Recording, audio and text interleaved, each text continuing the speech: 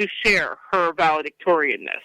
That is the epitome of what happens in the country when you're a black person. She had a 4.2. This girl had a 3.8, but they had never had a black person. It was in a very racist area, very racist kind of Bible Belt town, and so her parents are suing and blah, blah, blah. But that is an example of what your parents teach you, is that it doesn't matter how hard you work, you'll never be seen as equal. So with that lesson there, and they're doing it to help you survive. So I want to shine light on that. This isn't just because they hate you or they don't consider you as equal. They want you to live. They want you to make it out of the police encounter. They want you to get the job. They want you to be successful, like all parents of all colors do. But that's the lesson that we get. Now, one of the things that Bill Cosby has been in the news a lot lately, and one of the kind of worst offenders of the respectability politics was Bill Cosby. He was giving a speech to the NAACP in 2004, and he spent much of his speech admonishing black people for everything, from lack of parental skills to giving a child a black name assured that he'd be in prison one day. He said, "We are not Africans. Those people are not Africans. They don't know a damn thing about Africa," with names like Shaniqua and Shokila and Muhammad and all that crap, and all of them are in jail. Now, we know what's going on with Bill Cosby right now. He is probably facing a similar fate, and his name is Bill. So respectability politics don't matter. Right is right, and wrong is wrong. To me, that people the black community came away from Bill Cosby in that moment because they felt like, wow, we love you so much. I mean, who doesn't love the Cosby Show? If you think about the show, remove what this guy's done. That was iconic, okay? We loved him, and so we thought, oh, you've abandoned us. What is that about? But something happens in respectability politics that's bigger than Bill, and it's bigger than your parents.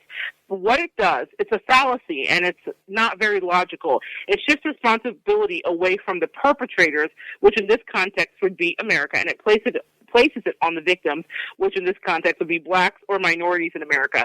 So instead of requiring, this is something Vena said, the people and the institutions committing and propagating racist acts to change, it asks that people harmed by the racism change in order to stop being harmed by the racism, which is like getting shot and then being blamed for standing in front of the bullet. That's what it is.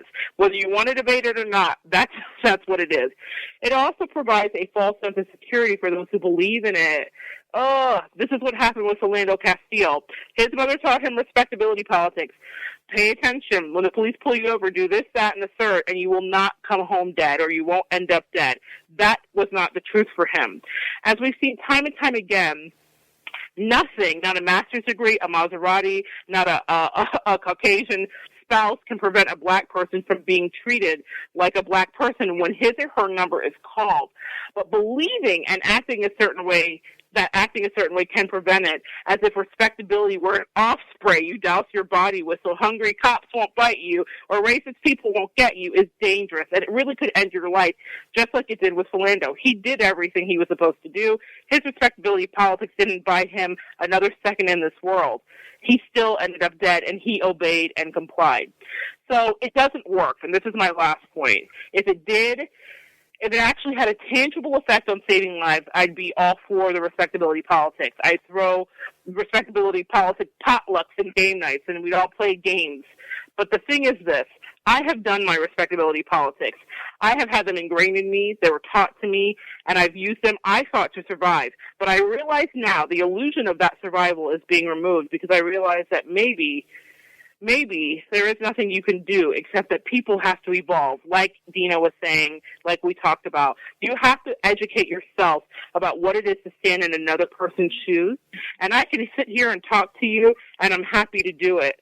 But until you do your own immersion therapy and get involved with the culture, get to know somebody who looks different than you, you are never going to evolve. And that's what we're here to do as humans. We're all here to evolve. We're all here to grow.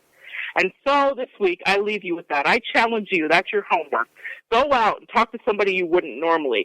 Understand their perspective from their shoes and where they stand, and know that by doing so, you become an activist, you become a better person, and you raise your vibration, and you evolve with me, and we continue to evolve together. So join me next week. We have more to talk about, more to unpack. I love you guys.